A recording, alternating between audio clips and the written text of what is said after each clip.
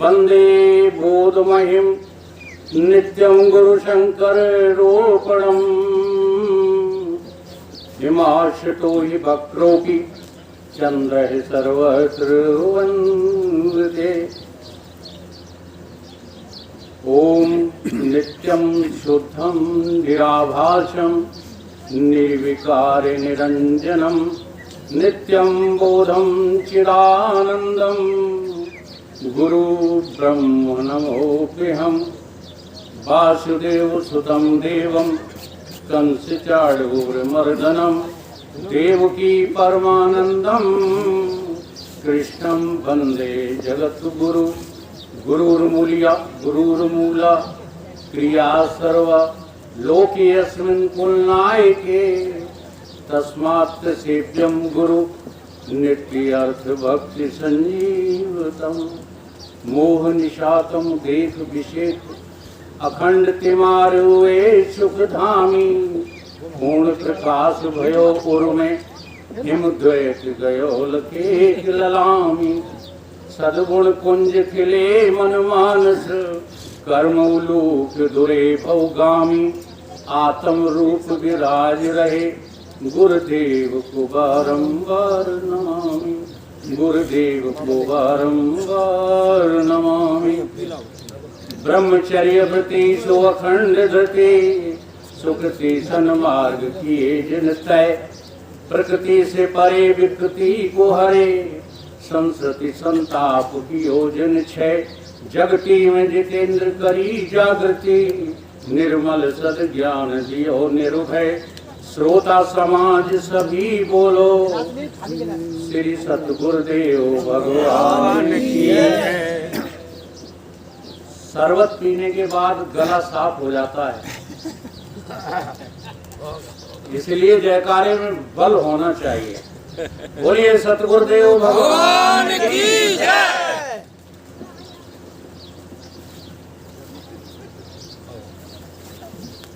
प्रातः स्मरणीय परम पूजनीय पर ब्राजिकाचार्य अर्चनीय वंदनीय श्री सतगुरुदेव भगवान की चरण कमलों में नित्य का वंदन करते हुए मंचासीन सभी वक्ताओं को हृदय से नमन करते हुए यत्र तत्र विराजमान तपापूत संतों प्रेमी सज्जनों माताओं एवं बहनों बच्चों सभी के हृदय में वो परमात्मा सत चित आनंद अद्वय रूप से सदा विद्यमान है। उसी दृष्टि से सभी को मेरा नमन वंदन अभिनंदन। कृपया माताओं से निवेदन है कि बातचीत बंद कर दें। सत्संग में जो लोग बात करते हैं उनको जो है अगला जन्म वाणी रहित प्राप्त होता है। वाणी रहित इंद्रिय रहित बिना इंद्रिय के जन्म मिलेगा। इसलिए सत्संग में और भगवान की कथा में कभी बातचीत नहीं करना चाहिए। ध्यान पूर्वक कोई बात सुनोगे तो समझ में आएगी। हमारे गुरु भाई तुल्य यहाँ रामजी लाल बैठे हुए हैं। ये जिन गुरु जी से दीक्षित है इस शरीर ने उनका बहुत सत्संग किया और उन्हीं की एक वाणी थी, एक वचन था। वो कहते थे समझावे कब, समझावे कब, कोई समझना चाहे तब, और समझना चाहे कब, कुछ समझ में आवे जब। अब कोई समझ नहीं रहा है और हम समझाने में लगे पड़े हैं, वो सत्संग व्यर्थ हो जाता है। वाक वैखरी शब्द झरी शास्त्र व्याख्यान कौशलम विद्वसा विद्वसम आनंद भुक्तये नत मुक्तये। वेद शास्त्रों के धारावाहिक श्लोकों को बोलना, उनकी व्याख्या करना, ये सत्संग नहीं है। इस सच्ची बात को आप सुनना चाहें तो और न सुनना चाहें तो, इससे बड़ी सत्य बात और कुछ नहीं है। सत्य का संग ही सत्संग है। अगर हमारी समझ में नहीं आता, जैसे अभी हम अंग्रेजी बोलने लगे हैं तो ये माताएं सब समझ लेंगे, और न समझ में आए तो सच्ची बात बताओ कि वो सत्य है कि झूठ है। वो निर्वक झूठ है, वो सच नहीं है। इसलिए सत्य का दिग्दर्शन कब होगा, हम सत्य कब सुन पाएंगे, जब हम सत्य के प्रेमी होंगे।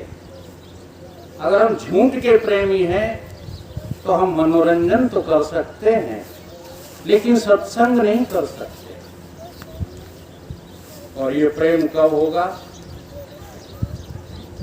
प्रेम तभी होगा जब हमें देह अभिमान न हो। अगर देह अभिमान है तो हम प्रेम नहीं कर सकते, किसी वस्तु से नहीं कर सकते। प्रेम ना होगा जो देह अभिमान हमें अपने से दूसरों को नीच तुच्छ देखोगे। प्रेम नहीं होगा जो धन अभिमान हमें अपने को दूसरों से रंग ही सरोखो, दूसरों को अपने से रंग ही सरोखोगे।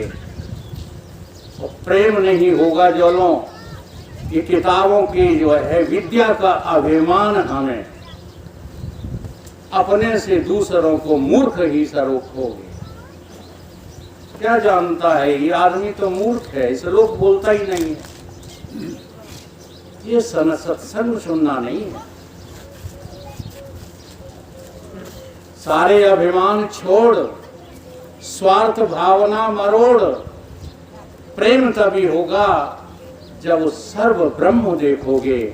प्रेम तभी होगा जब सर्व ब्रह्म देखोगे। अभी हमको सर्व ब्रह्म देखना आएगा नहीं।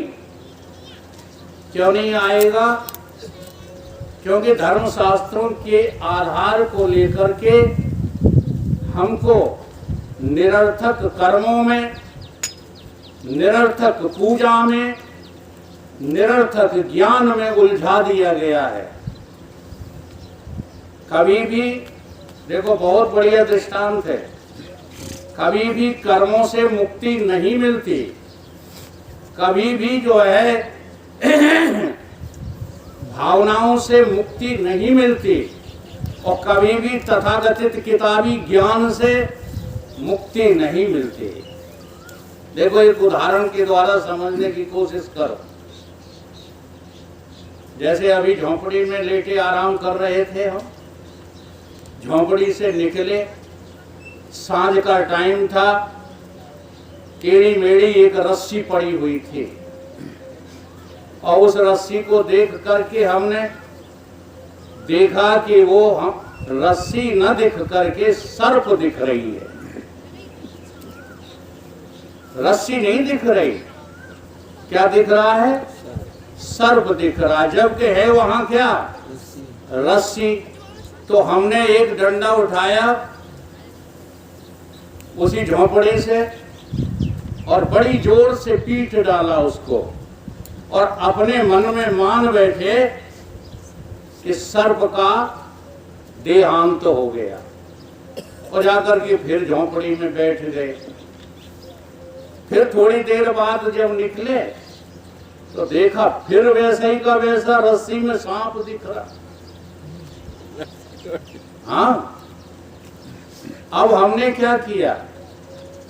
अब हमने अगरबत्ती जलाई, दीपक जलाया, धूप बत्ती ली, और जाकर के पूजा की, अर्चना की कि हे सर्पदेव जल्दी से भाग जाओ यहाँ से, मुझे बड़ा भय लग रहा है।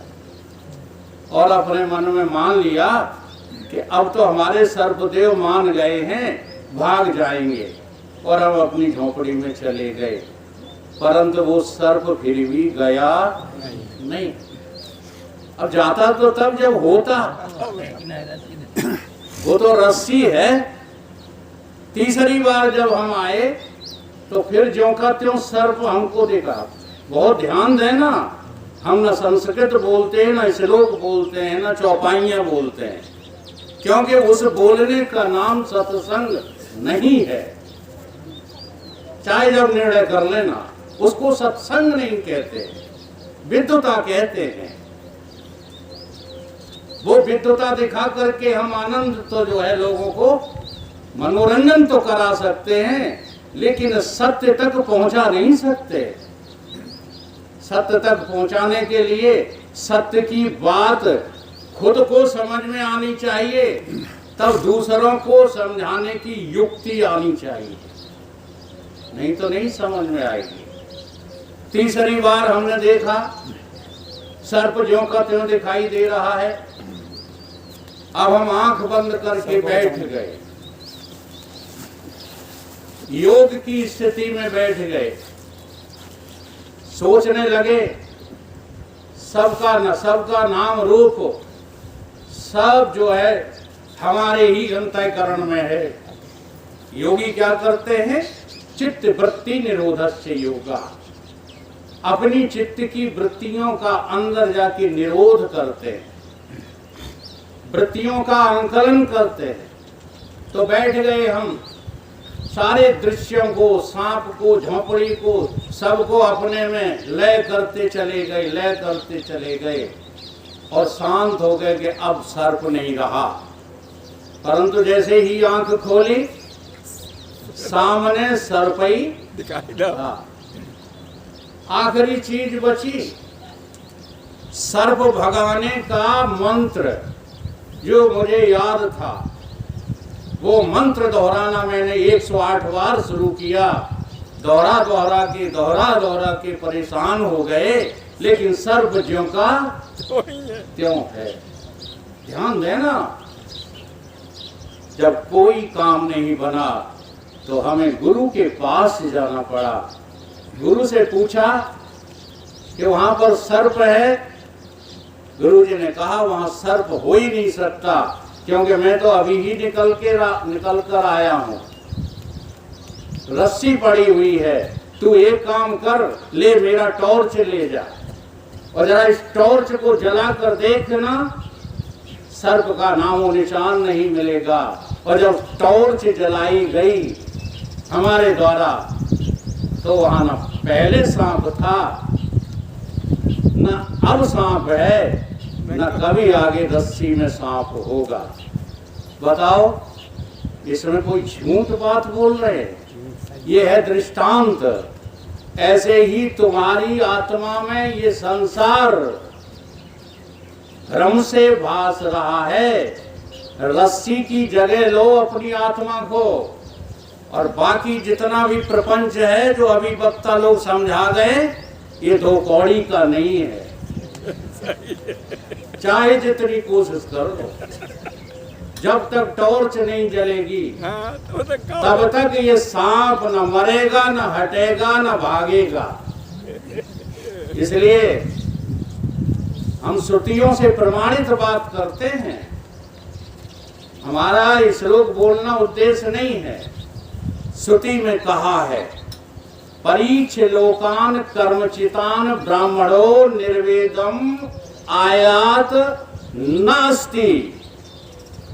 देख लो कर्म करके, हाँ देख लो योग करके, देख लो ध्यान लगा करके, जो तुम्हारी इच्छा हो मेहनत करके देख लो। ये संसार मिटने वाला नहीं है, ये संसार हटने वाला नहीं है। ये संसार कब हटेगा? तो यहाँ पर हमारी श्रुति कहती है परीक्ष लोकान कर्मचितान ब्राह्मणों, हे ब्रह्म को ढूंढने वाले, हे भगवान को ढूंढने वाले खोजियो, तुम ये सब करके देख लो, कर्म करके देख लो, पूजा पाठ करके देख लो, मना नहीं है, करो, लेकिन करके कुछ तुम्हें मिला, ये सब करके देख लो। और जब तुमको नास्ति, तुम्हें लगे कि ये संसार तो हमें जैसा का तैसा ही दुख दे रहा है, तो फिर क्या करो? अब क्या करो? तो ये श्रुति कहती है अकृतान न अस्ति अकृता कृतेन, कर करके तुम्हें अकर्म प्राप्त नहीं होगा। अभी हमारे विद्वान कर्म कर्म की व्याख्या कर गए ना।